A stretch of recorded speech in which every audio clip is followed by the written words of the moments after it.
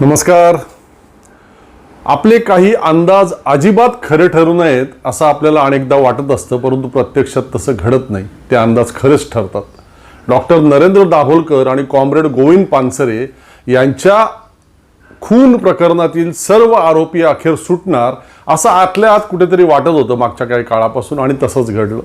बाकीचे आरोपी तर आधीच कुणी संशयाचा फायदा मिळून, तर कुणी निर्दोष, तर कुणी जामिनावरती अशा प्रकारे मुक्त झालेलेच होते. आणि एकमेव जो आरोपी जन्मठेपेची ट्रायल कोर्टामध्ये शिक्षा होऊन जेलमध्ये होता, त्यालाही काल उच्च न्यायालयाने जामीन मंजूर केला आणि आज कदाचित तोही बाहेर आला असेल. आणि केवळ इतकंच नाही, तर त्याची शिक्षा रद्द होऊन तो कायमच्यासाठी या गुन्ह्यातून निर्दोष मुक्त होऊ शकतो अशी शक्यताही काल कोर्टाने वर्तवलेली आहे, तसं भाष्य केलेलं आहे. या सगळ्यामध्ये तपास यंत्रणांचा वेळकाढूपणा, बेजबाबदारपणा, हलगर्जीपणा हा अतिशय कळीचा मुद्दा ठरलेला आहे. न्यायालयासमोर आवश्यक पुरावे न येणं, तपास प्रक्रियेमध्ये घोळ असणं, जाणीवपूर्वक काही लोकांना वाचवण्याचा प्रयत्न तपास यंत्रणांकडून होणं, या हत्यांचे जे कुणी मास्टर माइंड आहेत त्यांच्यापर्यंत तपास यंत्रणा अखेरपर्यंत न पोहोचणं, या सगळ्याच गोष्टी हे सगळे आरोपी सुटण्यासाठी कारणीभूत ठरलेल्या आहेत. Pune police, Kolhapur police, Maharashtra CID, Maharashtra ATS, SIT, CBI आणि NIA या इतक्या सगळ्या यंत्रणांनी या दोन्ही हत्यांचा तपास केला. आणि थोडकी नव्हे तर मागची 12-13 वर्ष सलग, आणि तरीही गुन्हेगारांविरोधात ठोस पुरावे त्यांना न्यायालयामध्ये सादर करता आले नाहीत. याला काय म्हणावं? डॉक्टर नरेंद्र दाभोलकर आणि कॉम्रेड गोविंद पानसरे यांना दिवसा ढवळ्या गोळ्या घालण्यात आल्या.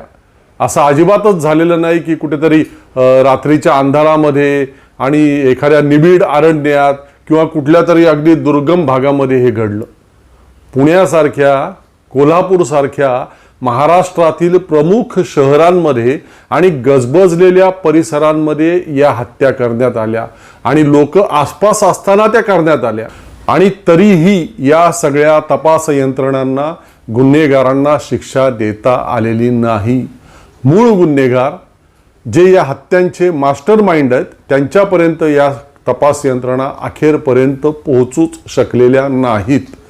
प्रत्यक्ष गोळ्या झाडणारे जे होते त्यांच्या बाबतीत सुद्धा आधी बराच काळ हे नव्हे ते नव्हे हे असा सगळा आट्यापाट्यांचा खेळ तपास यंत्रणांकडून झाला. आणि त्यानंतरही जे काही घडलं तेही अखेर त्यांचं सगळं कुचकामीच ठरलं. अर्थात या साऱ्या तपास यंत्रणा स्वतःच्या मनाने हा सगळा चालढकलपणा करतील किंवा करत होत्या हे अजिबातच संभवत नाही. राजकीय हस्तक्षेप हा या सगळ्यामध्ये महत्त्वाचा भाग आहेच आहे. डॉक्टरांची पुण्यात हत्या झाली तेव्हा महाराष्ट्रामध्ये काँग्रेस राष्ट्रवादी आघाडीचं सरकार सत्तेमध्ये होतं. पृथ्वीराज चव्हाण मुख्यमंत्री होते आणि RR आबा गृहमंत्री होते. पृथ्वीराज चव्हाण यांच्या बाबतीत शंका घेता येत नाही, आपल्याला त्यांचा स्वच्छ कारभार माहिती आहे. परंतु राष्ट्रवादी काँग्रेसच्या नेत्यांची भूमिका मात्र तेव्हा सुद्धा नेहमीप्रमाणेच स्पष्ट नव्हती.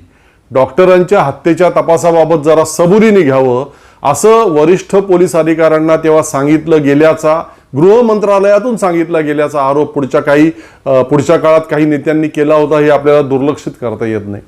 सनातन संस्था असो किंवा ते संभाजी भिडेसारखे लोक असोत, त्यांना पाठीशी घालण्यात, त्यांना मोठं होऊ देण्यात, त्यांच्या अपराधांकडे दुर्लक्ष करण्यात काँग्रेस आणि राष्ट्रवादी काँग्रेस पक्षाच्या काही नेत्यांचा मोठा हात राहिलेला आहे. केंद्रात नरेंद्र मोदी आणि महाराष्ट्रात देवेंद्र फडणवीस सत्तेत आल्यावरती या विषवल्ली सत्तेच्या आधाराने वेगाने वाढल्या, पसरल्या. परंतु त्याआधी स्वतःला पुरोगामी म्हणवून घेणारे पश्चिम महाराष्ट्रातील काही नेते सुद्धा या विषवल्लींना खतपाणी घालण्यामध्ये अजिबातच मागे नव्हते. डॉक्टर नरेंद्र दाभोलकरांच्या हत्येनंतर सनातन संस्थेवरती बंदी घालण्याच्या मागणीने मोठा जोर पकडलेला होता. आम्ही केंद्राकडे तसा प्रस्ताव तातडीने पाठवत आहोत असं तत्कालीन मुख्यमंत्री पृथ्वीराज चव्हाण यांनी जाहीर सुद्धा केलेलं होतं.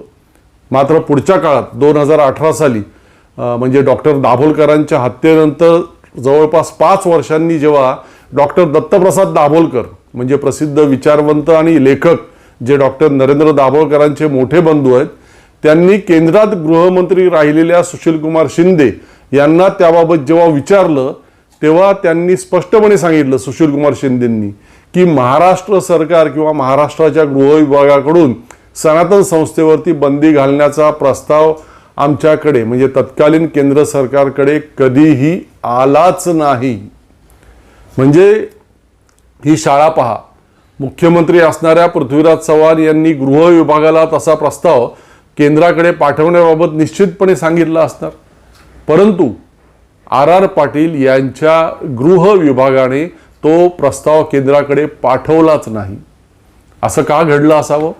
आता आबाई राहिलेले नाहीत त्यामुळे कोण सांगणार, परंतु त्या पट्ट्यातील म्हणजे सांगली, सातारा ते कोल्हापूर या सर्व पट्ट्यातील काँग्रेस राष्ट्रवादीच्या अनेक नेत्यांचे सनातन असेल किंवा ते संभाजी भिडेसारखे लोक असतील, त्या सगळ्यांशी प्रेमाचे स्नेहाचे संबंध पूर्वीही होते आणि अजूनही बऱ्याच प्रमाणात आहेत, हे वास्तव आहे. कसा होणार मग तपास दाभोलकरांच्या आणि कॉम्रेड पानसरेंच्या हत्यांचा? पुढच्या काळात तर त्या हत्यांच्या मागे जे मास्टर माइंड आहेत असं बोललं जात होतं, म्हणजे ते सनातनचे कोणते आठवले किंवा ते संभाजी भिडे, त्यांच्या विचारसरणीचं सरकार केंद्रात आणि राज्यात सत्तेवरती आलं. मी आज सकाळी जेव्हा डॉक्टर दत्तप्रसाद दाभोलकर यांच्याशी या सगळ्या विषयाबाबत फोनवर बोलत होतो तेव्हा त्यांनी एक महत्त्वाचा मुद्दा माझ्या लक्षात आणून दिला की 2013 हे वर्ष अनेक अर्थाने महत्त्वाचं होतं.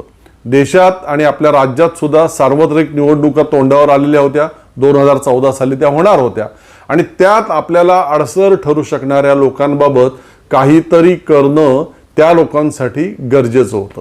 दुसरी बाब, सनातन सारख्या संस्थेवरती त्या काळात बंदी आली असती 2013च्या आसपास, काही प्रमाणात का होईना, अगदी 1-2% का होईना, तेव्हा त्यांच्या नादाला लागलेला हिंदू मतदार नाराज झाला असता आणि त्या लोकांना हे त्यावेळी व्हायला नको होतं.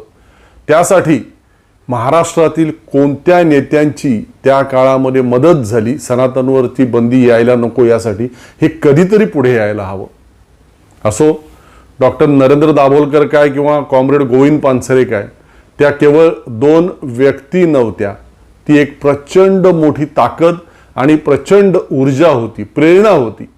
आपली हत्या होऊ शकते याची जाणीव त्या दोघांना सुद्धा होती आणि तरीही ते थांबत नव्हते.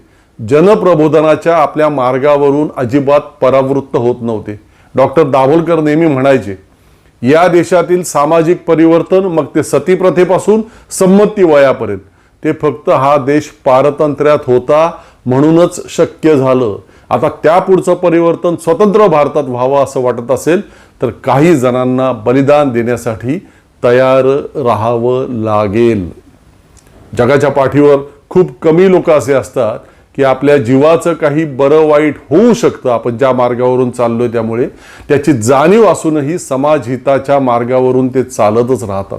डॉक्टर नरेंद्र दाभोलकर हे अशा दुर्मिळ लोकांपैकी एक होते.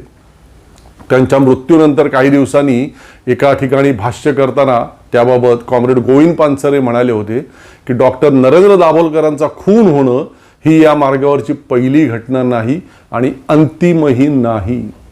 त्यांच्या त्या वाक्यातूनच त्यांना आपल्या स्वतःबाबत काय घडणार आहे याची जाणीव असल्याचं सुद्धा स्पष्ट झालेलं होतं. मात्र तरीही त्यांनी सुद्धा आपला मार्ग सोडला नाही आणि अखेर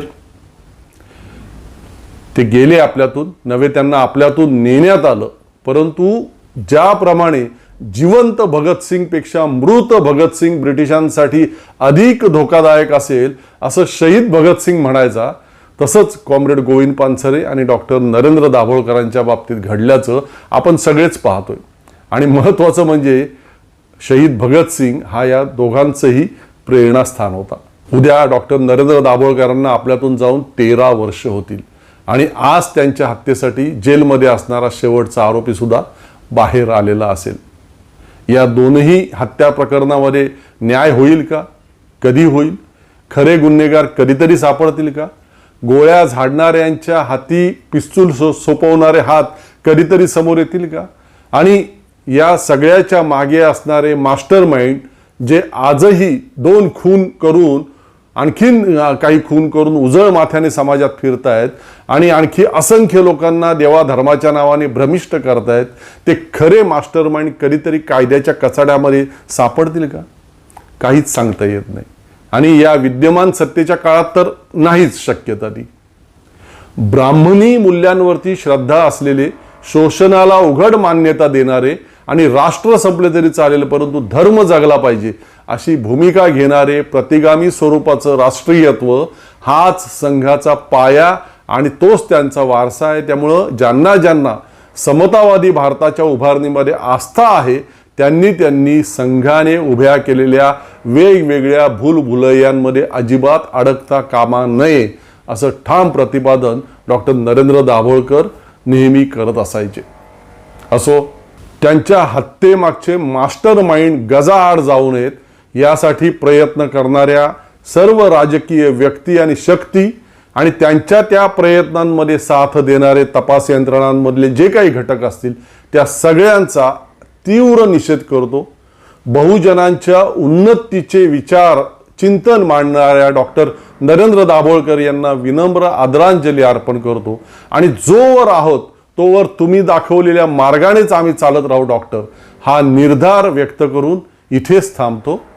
धन्यवाद.